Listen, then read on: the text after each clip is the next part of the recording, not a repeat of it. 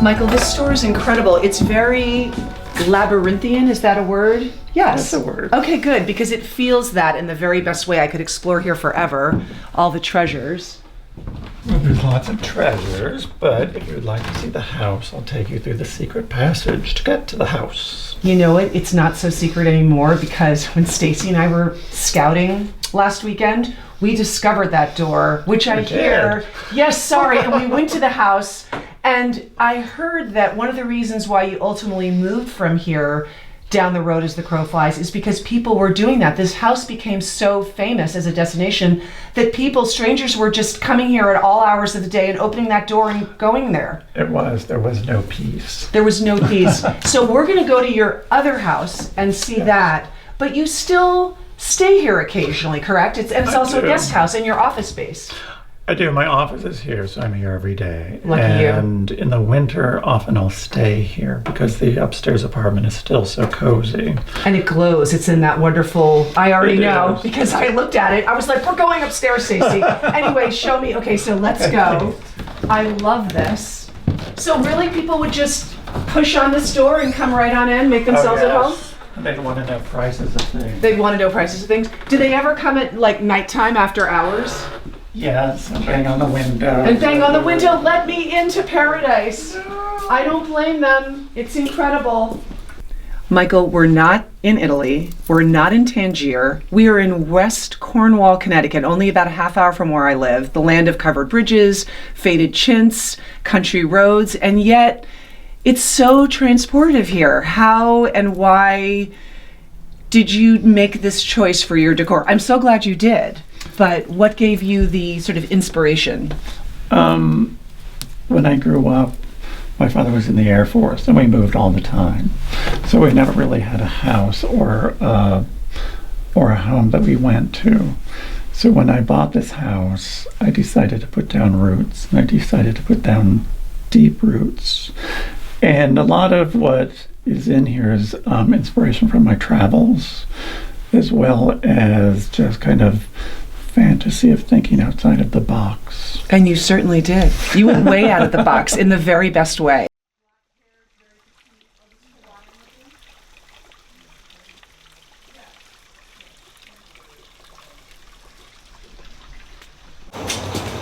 The pool house? I mean, Michael. Well, I always wanted a grotto. You always wanted a grotto, okay. Since I was a kid, so. So where did you pull most of this from? Not West Cornwall. Not over by the bridge. Of it from the south of France. It's from an old grotto, a 17th century grotto. Oh, this is extraordinary. And being so near the pool, when you swim, you could just use it to. This is just an extreme, right? It's a nice place to have drinks because it's always cool. It is so. Oh, it's incredible. I've had bars here and parties, and Perfect place for a bar. it is. It's a perfect place for. Bar and bathing suit. That's like all we need is an excuse why this should be here.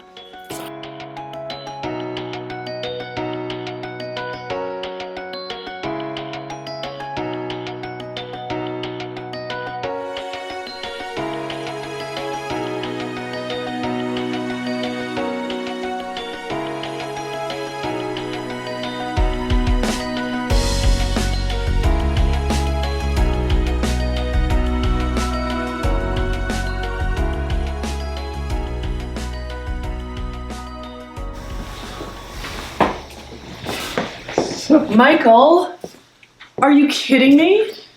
This is incredible. It's home.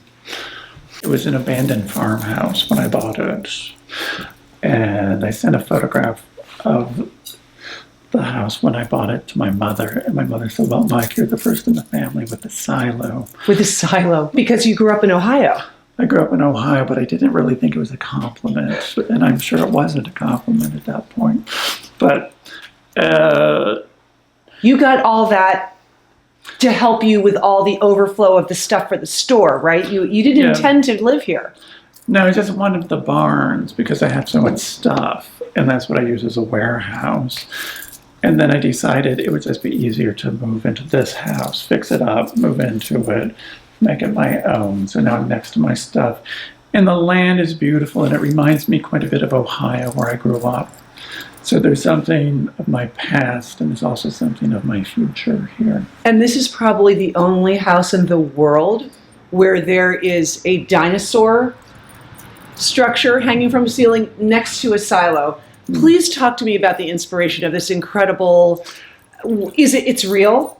It's real. It's a pilot whale skeleton from the Spice Islands in Indonesia. From the Spice Islands? Just saying that sounds great. I know, it Talk sounds about exotic, dinner doesn't party it? conversation. Okay, so you were like, I'm going to I want a structure where I can hang this. Yes, I built a ceiling. Made the ceiling structurally sound in So order that you to could- support the weight of the skeleton. How long did it take to assemble this piece by piece? I did it with my 2 assistants. It just took the afternoon. And many trips to the hardware store. And many trips to the hardware store. I love it, the idea of you going to a Connecticut, like a local hardware store. Well, I need something good to hang a... Well, the woman dinosaur said, "Why piece." don't you tell me what you're trying to do?" And I said, "Do you really want to know?" And she said, "Well, yes." And I said, "I'm hanging a whale skeleton from my ceiling." So That was a first for her.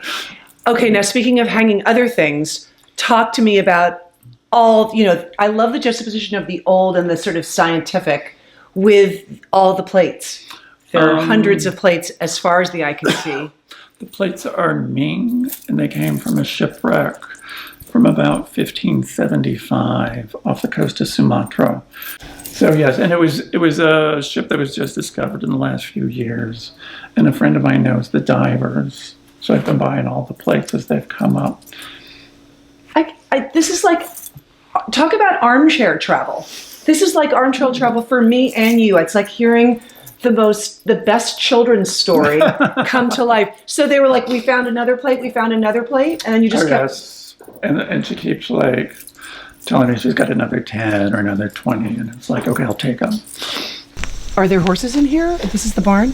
Oh no, this is Aladdin's cave. Aladdin's cave? Yes, I think there's one of everything known to mankind. Oh, then let us go inside, please. I just got a container in from France. That's why it's a bit on the messy side. So I apologize. No apology necessary, please. But do you have people over there that are picking things for you and bringing back, or do you do all that yourself? Now I go individually and pick out each and every one of these things. Every year. Personally. Right, like seasonally you'll shut down here and go over there and do I it? close from December until March. And I you're out travel there. in Asia. And then during the summer I do go to Europe, and I do shop the big markets in Europe. So And how many of these things? Look at this! I know there's a story behind this. it's actually quite good. It's resin. Oh. It's probably the best cast resin piece I've ever seen. That's from Indonesia. cool stuff, you really, really have to look far and wide and turn over a lot of stones to find it. So when you find cool, you just get it. Because someone else will appreciate it. And this doesn't limit your imagination when you find something on the Spice Islands that you want to bring back. You've got a place for it. One has to. Oh my, sorry, what is going on out here? I have a stone yard. That's really why I bought the farm, was for that amount of cement. Because you do a lot of very specialized landscaping projects for people, correct? Exactly, and I use a lot of salvage material for those projects. If you had to say, and I know how humble you are, that to fill in this blank, I was one of the first to do blank. Say it. Salvaged architectural things. Good. Yes, I agree. That's what put me on the map. It is what put me on the map. I did it when I was in Ohio, and it was mainly because people would just bury it. Mm-hmm. And there were these beautiful things, Corinthian columns and balustrades and things like that. And you could buy things from the Pantheon in Paris, and you could buy things from the Capitol building in Washington. And people became interested in it and started appreciating it, and then other people started doing it. But it was that kid from Ohio that put that on the map.